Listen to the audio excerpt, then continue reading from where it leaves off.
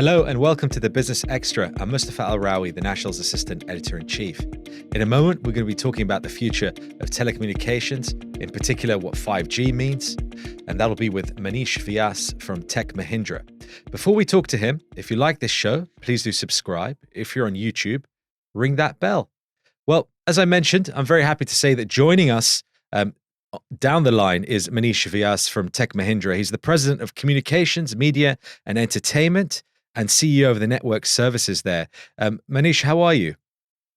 I am doing extremely well, Mustafa. Thank you so much for having me on the show. Well, I'm excited to talk to you. You speak very eloquently about the subject of telecommunications, in particular the future of telecoms and mobile. And Tech Mahindra is one of the world's leading IT services companies. But in particular, you're kind of at the nexus of how content and telecoms and sustainability and everything is kind of coming together as consumers begin to cement how they use their devices, how they explore and consume content as well. And I want to get into kind of the crux of our subject, which is kind of the future of 5G and how that can be sustainable. But before that, maybe you can kind of set the scene on how telcos, mobile telecoms, IT is staying relevant given the sort of fast-moving tech landscape at the moment. Oh, fantastic. Look, you say relevant, I say extremely relevant. And if you need any proof of what the telecom industry has done for the communities, for the industries, for consumers at large, for enterprises, I think we don't need to go too far back in the past. And before we take a potential peek into the future, I think it's important to understand that over the last 2.5, 3 very difficult, troubled years, where everything changed about how we operate, how we live, how we work, how we play. If not for the telecom industry, I cannot even fathom to imagine how we would have continued to operate in a new normal world. The traffic patterns changed dramatically and rather overnight. It cannot be magic. It cannot be miracle. It was sheer brilliance of the telecom industry's robustness, resoluteness, their engineering prowess, that they were able to shift the traffic from central business districts into people's homes, and was able to handle data of very different nature and different size, very explosive growth in the data consumption that we have seen, more video, more live, than just voice communication, and of course, more streaming. Now, that to me is the foundational stone of why I am truly excited, and why as a company, we have been truly excited for the last 32 years, ever since we got created as a company that is dedicated to the telecom industry. And not just IT, I must say, across the full spectrum of the telco services. I think we have had a great ringside view. We believe that the focus that the telcos have now across the world, and definitely in the Middle East and definitely in UAE, is spot on. They want to try and simplify their customer experience. They want to simplify their network architecture. They want to modernize their system landscape so that they could do more and more, as you said, in converging the experience with the network capability. So I guess these and many, many other reasons, Mustafa, why I am truly excited about the telecom industry's prospects. So you didn't want to go back too far in time, but you've seen how the tech has developed and how people's habits have changed. And we've been promised for several years that the next iteration of mobile communications, the technology around 5G, would cater to a lot of those trends. So it seems as if, on the one hand, people are saying when 5G comes and with a lack of latency and it'll be very fast and everyone will have access to it, that it will enhance the way we consume content right now online. But at the same time, the way we've been changing our habits has kind of meant that we need 5G as well. And so it's kind of difficult to work out, is it, what's leading this? Is it the tech or is it the consumer? I think both, and many, many more other factors, right? It is the 2-year-olds that are getting the devices in their hands very early on.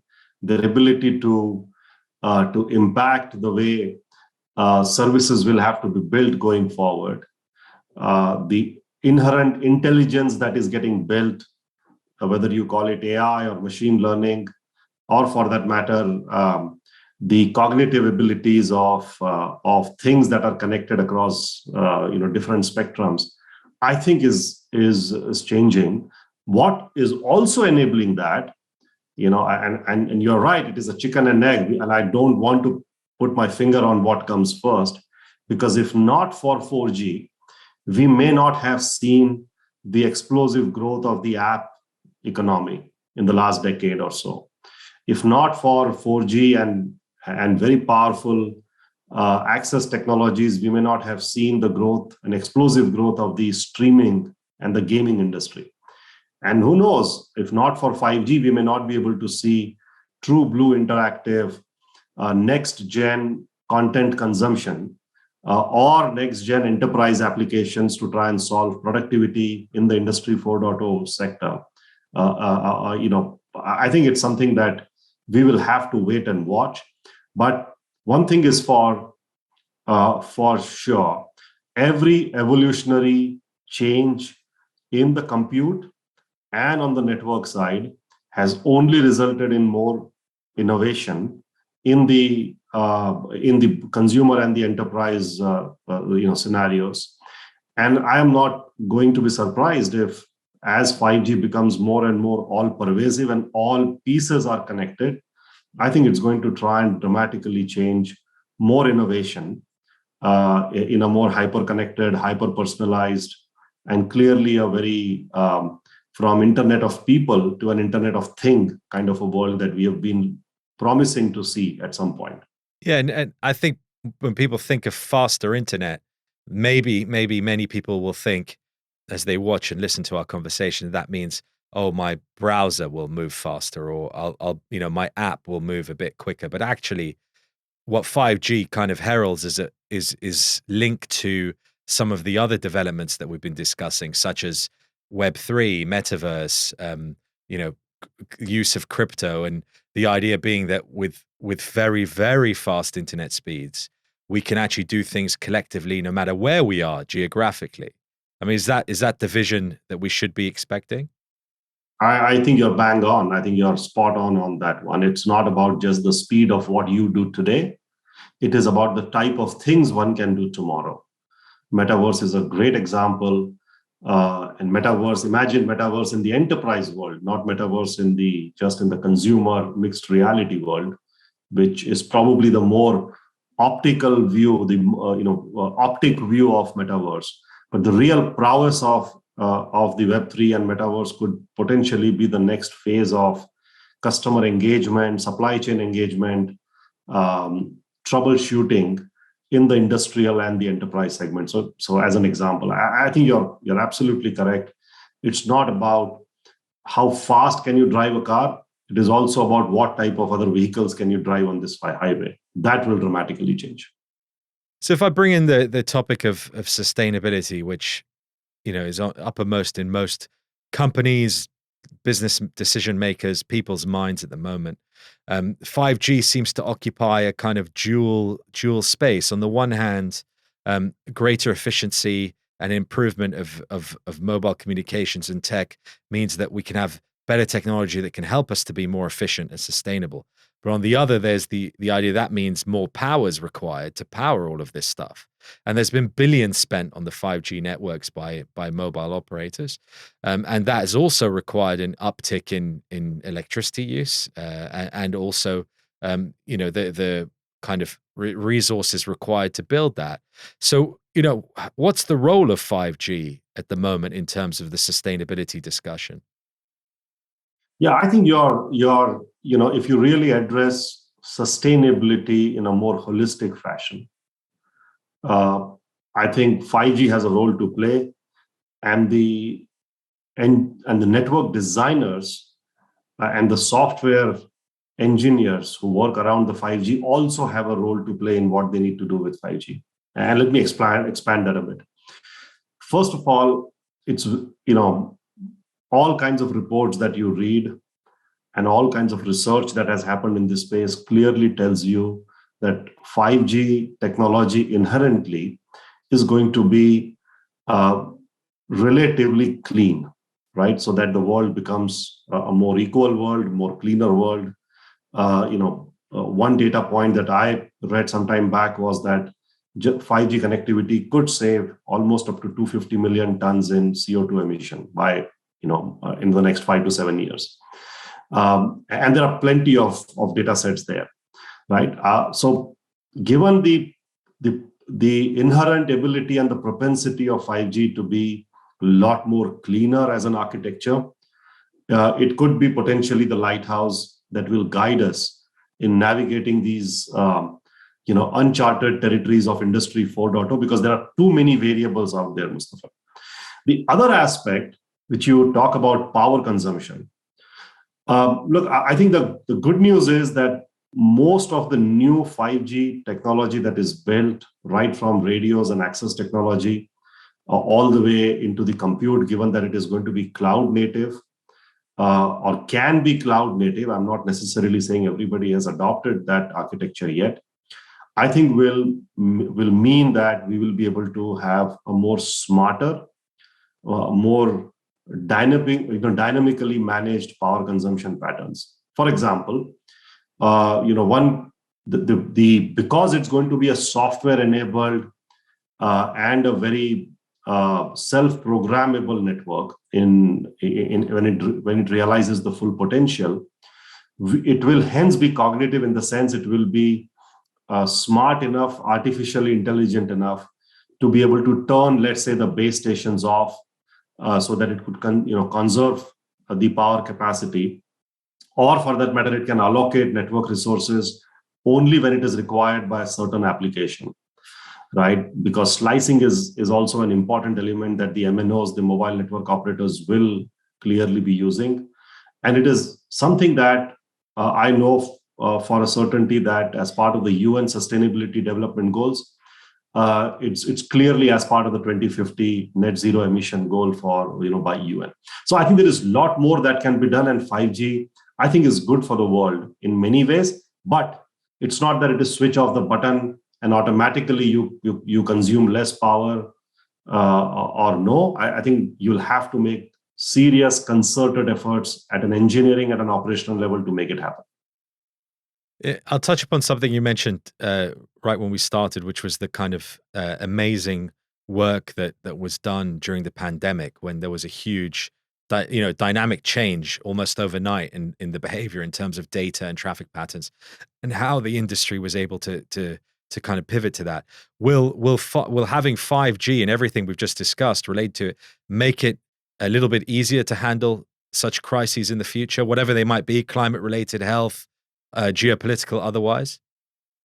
I think so, because what is going to change with 5G and beyond, as we keep moving forward, is getting less and less monolithic, more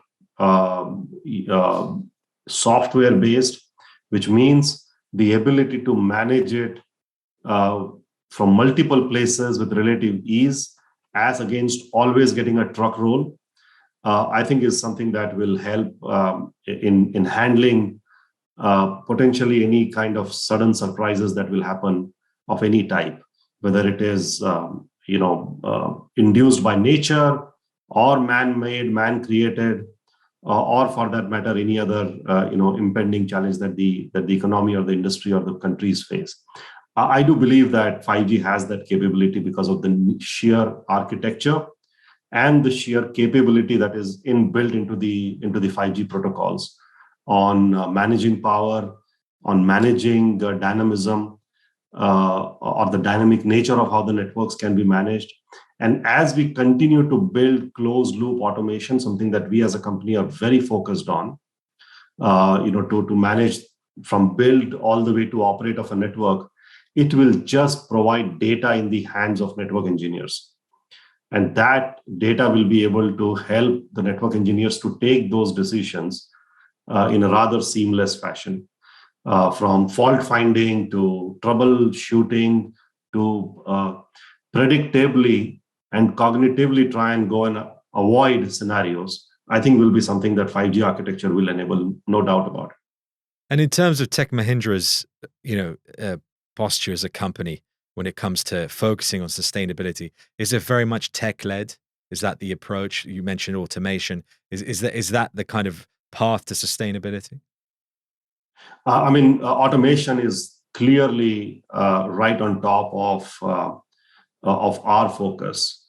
The way we look at it is that the confluence of technologies that we are invested in and we continue to stay and try and stay ahead of the curve, I think is our immense contribution besides education and educating our entire ecosystem from our associates to partners to supply chain to customers. So one is clearly 5G. Two is, we continue to play a very dominant role in integrating cloud, because as we store and compute data digitally, it does bring in tremendous waste management benefits across industries. And last but not the least, you used the word automation, but it is really data driven, AI driven, everything smart, whether it is smart factories, smart cities, smart networks, or a smart hospital system. I think it's clearly a contribution towards building a more growth-oriented and yet a sustainable agenda that we are driving. And we can't talk about sustainability in the future and everything without speaking about young people, and particularly young talent in the industry. So, you've kind of seen it and done it all, Manish. And if what would you tell those people looking for a career in this field? Whether it's with Tech Mahindra or otherwise, and in communications, and kind of this industry. What would you tell them now? What do they need to be aware of to succeed? It's a great question, and I'm so happy you asked, because with lot of deep thinking last year in November, exactly a year ago, almost a year ago, we unveiled our key strategic bets, and we added, exactly for this reason, the word S, the letter S, or the word sustainability to it. So what our message to our younger engineers and younger associates who are already in the workforce or are looking to enter the workforce is to think that the world of telecom and connectivity going forward, besides connectivity, besides the network capability, is also going to be about the ability to do high quality software engineering. So I often joke with some of my colleagues that if Maslow's theory were to be rewritten for basic needs of humanity, it wouldn't just end at food, shelter, and clothing. It would be food, shelter, clothing, and software engineering, right? It is as basic as that. So it is the connectivity on the network. It is the engineering. It is clearly the new modern way of compute and storage, which is cloud. It is, most importantly, think customer first. Any customer, whether it is my customer's customer, everything starts from there and then ends somewhere else, right? So think that. And last but not the least is to think a smarter way of building the solutions from a sustainability standpoint. So we call it CECES. These are the five letters that we are trying to make it mainstream into what we want to tell our teams and people who are looking to come and work with us in any capacity to think about. These are also the businesses that we are in, incidentally. And we believe that we have, besides the purpose of doing business, we have a core purpose as well to continue to build a sustainable world. And I think we are very committed to that as a company. Yes, it's the digital infrastructure that might not necessarily be immediately apparent at the front end of things, but is critical. Without it, we don't have it. I'll end with this, Manish. I'll ask you, how excited are you about the future at the moment? Very, very, very excited. I think, and I'm very excited for one reason, that is there are too many problems to solve. So there is no time to sleep. I think we can continue to solve as many problems, and yet we will have many more problems to solve. So, one should only have spring in the walk, a lot of positivity, a lot of optimism, and we'll continue to make this world a better place to live, work, and play. Manish Vyas, thank you so much for being with us. Thank you so much, Mustafa. Appreciate it. Well, that's all we've got time for. We'll thank our production team and you all for being with us. Do join us again next time.